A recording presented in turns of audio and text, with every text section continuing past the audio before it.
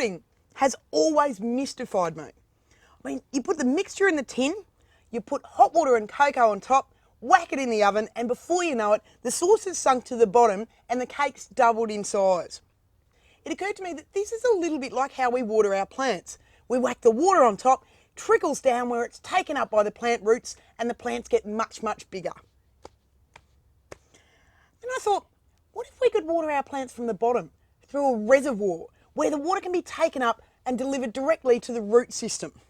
Now, I don't know what this means for my chocolate pudding, but I do know that this is my deliciously random segue into today's episode, which is all about wicking beds. When I'm not looking for excuses to eat dessert, I'm on the lookout for innovative technologies in the field of sustainable gardening. And one of the most exciting inventions I've come across in recent times is the wicking bed. Developed by Australian engineer Colin Austin, the wicking bed is a fantastic water-wise alternative to the traditional garden bed. There's a lot to love about this design. The wicking bed is great for patios, so people who don't have yards can still have a garden. There is a constant water supply to roots, so even if you have a really hot day, or if you forget to water for a couple of days, your plants will still survive. It also means you don't waste water on the leaves and the surface of the soil. You just go straight to the source.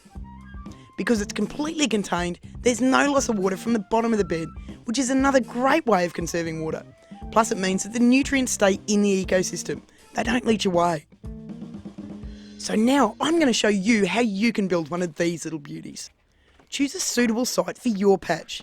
Today I'm planting a veggie one, so I'm going to put it in a spot that usually gets full sun. But if I were planting ornamentals, then I'd put it in a partially sunny spot. I've cut the wood so that the depth is 600 millimetres.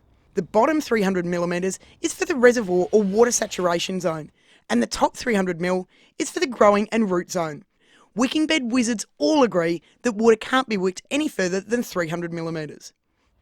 The wicking bed can be tailored to any space and size, depending on the area you have available. Now, when you build your wicking bed, make sure it's level, using a spirit level. This will just ensure that the drainage is correct. So, we'll start from the bottom up. Firstly, lay down a sheet of good quality builder's plastic or pond liner, ensuring there are no tears or holes. To prevent tears in the builder's plastic, you can add a shallow bed of sand to the base of the reservoir hole. Now we need to install the water delivery system.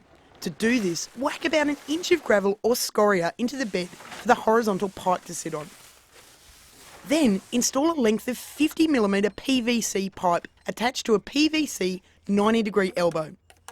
Attach a length of 50mm slotted Aggie pipe to the elbow, and this will run the length of the bed along the centre. I always cover the end of the PVC pipe with a tile or brick to prevent mosquito larvae from hanging out in the tube or the reservoir. Place a cap on the end of the Aggie pipe to prevent all the water gushing out at once. Now, here's the fun part. We start layer 1, which is divided into one layer of scoria, followed by one layer of soil. Cover the pipe and the bottom of the bed with the scoria to a depth of 150 millimetres. Then cover that with shade cloth to prevent soil particles moving into the reservoir and blocking the pore spaces.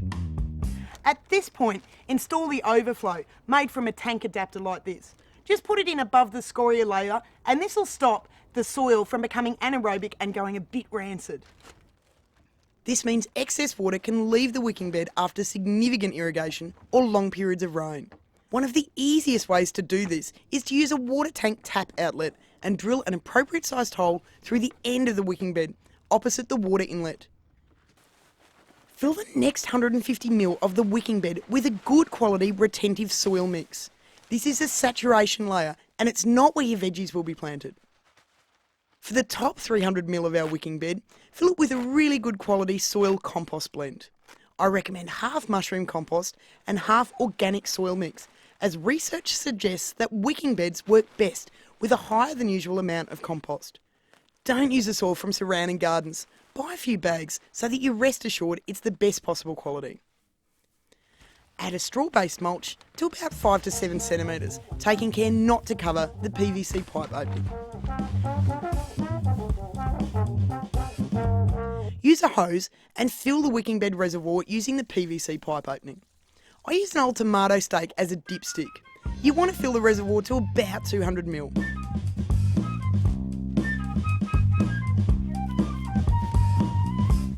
Initially, you may also need to water from the top, just to encourage the wicking to begin. Once your soil is damp, plan out your wicking bed with your favourite incredible edibles. There are a few things you need to do to keep your wicking bed ticking. Check the overflow hole to make sure it hasn't become blocked and give it a good clean out every few months. Don't use too much fertiliser because it's a closed system and so everything you put in there stays in there. I top up the mulch and the compost soil mixtures seasonally. I also give the top level of soil a turn every so often with a garden fork.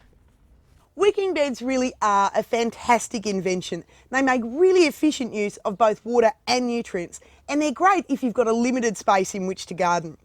For more information on how to keep your wicking bed ticking, or for a finger-licking chocolate pudding recipe, visit the website sgaonline.org.au. See you next time.